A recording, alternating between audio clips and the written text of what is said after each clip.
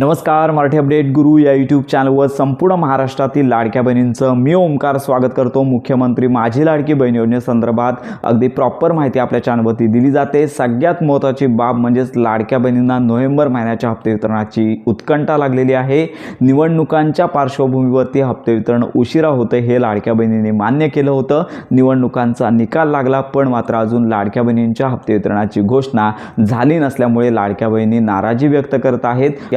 पण याच पार्श्वभूमीवरती लक्षात घ्या, मुख्यमंत्री माझी लाडकी बहीण योजनेअंतर्गत नोव्हेंबर, डिसेंबर आणि जानेवारी तर असे 3 महिन्यांचे 4,500 रुपये मकर संक्रांतीच्या आधी जमा होणार। तर आपण सांगितलंच होतं की अनेक व्हिडिओज व्हायरल होतील, वर्तमानपत्रांमध्ये देखील अशा बातम्या आलेल्या आहेत। पण हे जे 3 हप्ते येत असतील तर लाडक्या बहिणींना आनंदाचीच बातमी आहे।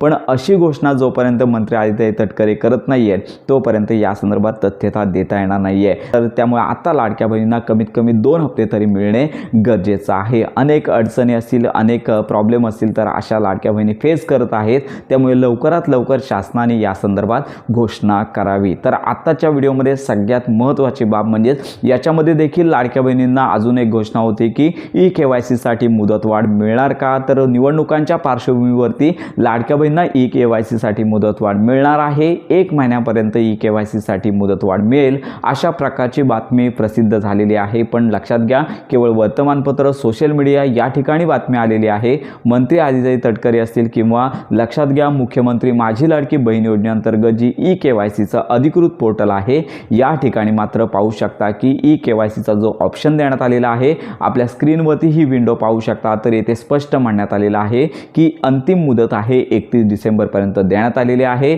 ज्या लाडक्या बहिणींचे पती हयात नाही आहेत, वडील हयात नाही आहेत किंवा डिवॉर्स झालेला आहे अशा लाडक्या बहिणी तसेच संपूर्ण महाराष्ट्रामध्ये ज्या लाडक्या बहिणींची ई-केवायसी चुकलेली आहे अशा लाडक्या बहिणींना हा ऑप्शन 31 डिसेंबरपर्यंत उपलब्ध करून देण्यात आलेला आहे आणि अंतिम मुदत 31 डिसेंबर असणार आहे असं देखील स्पष्ट म्हटलेलं आहे।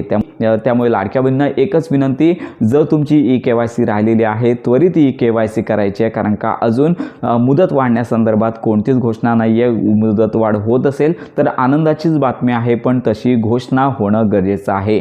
आदित्य तटकरे यांनी या संदर्भात अंतिम मुदत यापूर्वी सांगितलेली आहे 31 डिसेंबर। जर याच्यामध्ये लक्षात घ्या वाढ होत असेल तर तशी घोषणा येणं गरजेचं आहे। त्यामुळे अजून तरी या संदर्भात काही अपडेट नसल्यामुळे ज्यांची ई-केवायसी राहिलेली आहे लवकरात लवकर त्यांनी ई-केवायसी करून घ्यायची आहे। याचबरोबर अनेक लाडक्या बहिणी आपल्याला एक प्रश्न देखील करत होत्या की पहिली ई-केवायसी केलेली होती ती बरोबर होती, त्याच्यानंतर मी पुन्हा ई-केवायसी केली आणि याच्यामध्ये काही चुका झाल्या तर माझी ई-केवायसी कोणती ग्राह्य धरणार। तर आपण सांगतच होतो की ज्यांनी ई-केवायसी पहिली केलेली आहे तर त्यांनी पुन्हा अचूक, जर बरोबर ई-केवायसी असेल तर पुन्हा ई-केवायसी करू नका। मग लक्षात घ्या, जर तुमची ई-केवायसी चुकली असेल, दुसरी ई-केवायसी चुकली असेल तर मात्र तुमचा अर्ज प्रॉब्लेममध्ये येऊ शकतो, कारण का दुसरीच ई-केवायसी अंतिम ई-केवायसी ग्राह्य धरली जाणार आहे। याची सर्व लाडक्या बहिणींनी नोंद घ्यावी। जर पहिली ई-केवायसी केली असेल आणि त्याच्यानंतर तुम्ही ई-केवायसी केली नसेल तर तुम्हाला काहीच प्रॉब्लेम नाही आहे।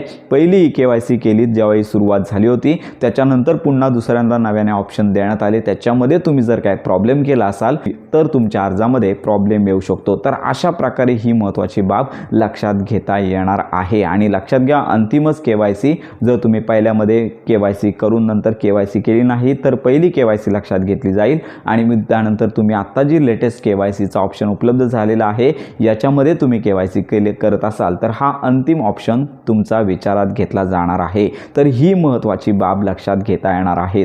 तर लक्षात घ्या, साधारणतः 30 लाखांपेक्षा जास्त लाडक्या बहिणींनी केवायसी केली नाही अशी माहिती समोर येत आहे। ही देखील सोशल मीडियावरतूनच येत आहे। या संदर्भात प्रॉपर अशी घोषणा झालेली नाही। त्यामुळे लक्षात घ्या, तुमची ई-केवायसी झाली असेल तर त्वरित करून घ्या।